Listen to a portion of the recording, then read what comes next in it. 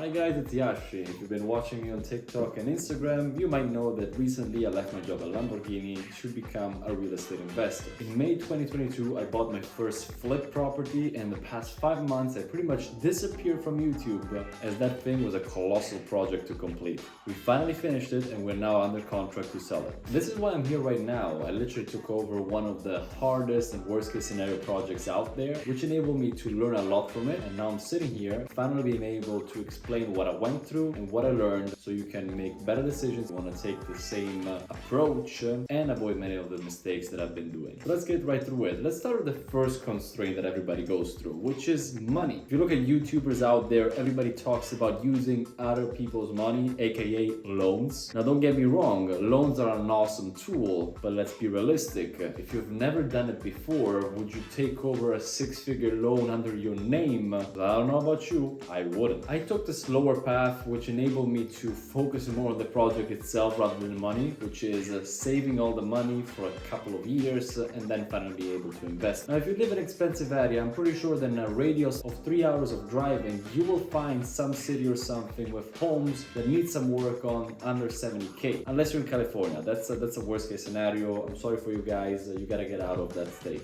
So if you're able to locate something like that, in total with restoration and everything, you need a budget of 120K. Now, many of you will be triggered saying, I cannot save 120K in 3, 4, 5 years. I barely save 10K a year. I will never be able to invest in real estate. To which I say, in most cases, you will be able to save that money if you really put the effort. But if you can't, there's a second option for you, which I personally use too sometimes, namely pools of money, money pool, aka talking to friends and family, putting multiple people together, create a company where everybody invests, you put in the work, so you get a bigger part of the returns and they still get a smaller part of the return. In that case, you're able to collect and start with money immediately. Pulling together 10 people, 10K each, it's very doable and it's easier than you think. Now, why am I saying this? I love loans, but in uncertain times like now, where interest rates are going up, people are very scared and everything, doing your first flip with a loan under your name can be very risky. This is why I personally chose the approach of going all in with cash, getting some experience. Once I have a good system, a good team in place, then maybe I can start using loans. So generally speaking, I believe that not using a loan is a safer bet. It's safer and enables you to focus more on the work rather than the constraint of money and the interest and yada yada yada. So now that you have the capital ready, you gotta look for an area to invest in. And again, if you are in an expensive area, you have to look more outside of your radius. If you are already in a good area, you're very lucky. So the areas we're looking at are areas where you can find both rundown homes for under 60K as well as fixed up homes over, let's say, 150. You want a large margin because that margin includes you repairing the house and then once fixed, putting it for sale. The difference between the total cost and the sale price, of course, is your profit. In my case, in Virginia, I was looking at Norfolk, Richmond, and Lynchburg. The second thing you need to do is understand the month supply of homes. For those who don't know what it means, month supply of homes is the number of months it would take for all the homes that are for sale right now to be sold without any new homes coming on the market. So if no new homes will come on the market for sale and the current homes for sale will stay there on the market, how long will it take for everything to be sold? The lower the number, the more active the market, the more demand there is, and the quicker for you it is to sell the flip once you finish it. This is why this number is so important. Norfolk, Richmond, and Lynchburg were all pretty good. I ended up choosing Lynchburg because I really like the scenery. I really like the fact that there's so many rundown homes that need saving, and I love old cities. Lynchburg is a very old city and I love it. So a lot of a personal preference. You now have the money and you found the location. Now you need the third step, which is very important, the team. And here's where you have to make a decision. Do you want to work with a main handyman that takes care of most of the things and then have specialists help out for a specific thing? Or do you want a team of multiple specialists doing one job after the other, but everyone has their own role? Another thing you have to understand or choose is, do you want to actively work on the property, or do you want people to work for you and you don't touch anything. In my personal case, I chose to wanting to work actively in the property. I wanted to learn the ins and outs of construction so I could learn what was difficult, what was easy, where I need people, what I could delegate, and what I like doing. Now, the advantage of this choice is I only had one handyman, mainly my business partner, and me working. He would do the main stuff, I would learn from him and help him, and then sometimes we will call in specialists. In some countries, in some states, you're required to have specialists, certified specialists to do stuff. In many cases, you're able to do the work yourself as long as then you call a specialist to check, inspect, and write off your work. And that's another thing we did that decreased our labor cost immensely.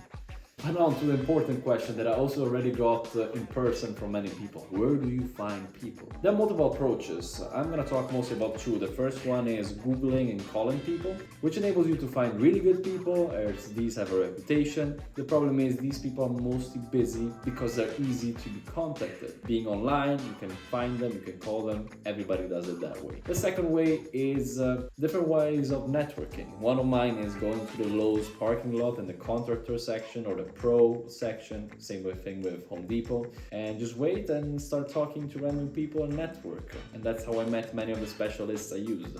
And now that you have these three factors, now you have to find the house. Where do you look for homes? I mean, you have market homes, stuff that you find normally on Zillow, on the MLS when you're a realtor, or off-market homes, stuff that you can find on places like Facebook Marketplace. The former are, let's say, the safest bets. They're easy to find, they're always there. But I prefer the latter because if you find a house on Facebook Marketplace or Craigslist or stuff, in most cases the house is sold by the owner and without a realtor. This means that unlike a normal real estate transaction where you have realtors involved, that seller does not have to pay the 6% realtor fee, which means you have a little bit more room for negotiating a better price. Once you find a couple of houses, you go see them.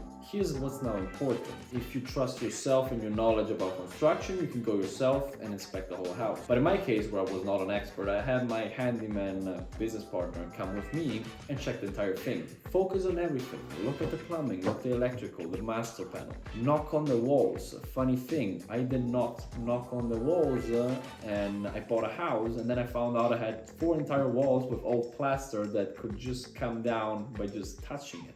So double check everything. Now, once you found a couple of interesting properties, run a few budgets. Here you have to be very careful and also decide what you want to do. Most flippers, unfortunately, focus just on the cosmetics and leave the important stuff out, meaning foundation, electrical, plumbing. And this is why flippers are very hated in America. I take a different approach, and when I calculate my budgets, I always start from everything that you need to have a house that lasts another 100 years. Foundation, structure, plumbing, electrical, all that. And all the remaining then is the cosmetics. Now, the choice is yours, at your risk. I like to focus on reputation, and this is why I focus on these factors first, and then I do the whole cosmetics. But you can do whatever you want. Another thing that is very important when it comes to budgeting, always calculate a cushion. I give you my personal example. I calculated a $40,000 budget, but also calculated a $10,000 cushion, so $50K max. I still ended up paying another $10K on top of that, so my total budget ended up being $60K. That's what I'm saying, always calculate much more than the initial budget. Always give yourself some room for a cushion. If you're confident with a budget, now it's time to send in the offers. If you follow the step 1 when I told you about how to find money, it will be a cash offer, which gives you even more bargaining power. Sellers want to sell immediately. The quicker the better. If it's cash, you can close quicker and they will like it. In many cases, they prefer a little money less than a normal offer. If you can close quicker, you can use that, especially now in this environment. And if the house are run down, less people want to buy them, even more room for negotiation. In my personal example, the house I bought was put for sale for $75K. I ended up buying it for $58 because it has been sitting there for a month. It needed a lot of work and I negotiated it down. They were fine with it. Hopefully the offer gets accepted and now you have a house. You're ready to start building. I will make a separate video that is focused more on the building side, but if you have a team, They can help you out on the milestones and where to start. I started, of course, with foundation, plumbing, and electrical, and then started doing all the, let's say, cosmetical part. It was a little messy. It was our first project. We did a little bit here, a little bit there, but we learned. We now started to create a little system to help us with organization and make stuff quicker. I will make a video about it. In terms of the restoration itself, here's what I learned. I initially wanted to create a special house for an entry-level buyer, so something that was entry-level and affordable that looked way above it. So we went a little overkill. The hidden lights were actually very simple to do, but stuff like the Kim Kardashian concrete flat vanity was a little bit too much. It was really fun to do, but not really worth the time that we invested in doing it. What I learned is adding these cosmetic touches might increase the value of the house to an extent, but very few times it actually increases the house by the same amount of time and money you invested into creating those cosmetic additions. What it will help you out though is by making your house stand out and sell quicker than the rest of the neighborhood. If your house looks unique, people want that instead of the typical cookie cutter design. So on that's probably where it really helped us, because our house was like no other house you would find in the Lynchburg area. So yeah, the main lesson was, yes, make the house look nice, but keep it simple. I will give you the details on the general restoration and the learnings on another video too. I should make a whole series on this, guys. Now on to the money part. Most people tell you to partner up with a realtor, put it on the market on the MLS and everything. But here's what I learned. I'm a realtor myself. If you're not a realtor and you want to put the house on the market, you need to calculate that 6% of the price that you will get will go into realtor and broker fees. So you will make already 94% of the price that you want to get. Keep that in mind. However, here's the thing. If you're in the market, as we describe in the section 2 of this video, where you have a high demand, a low monthly supply, buyers look pretty much everywhere. They don't only look on the MLS, they also look off market. And here's what I tested out. While I was working still on the house was not complete.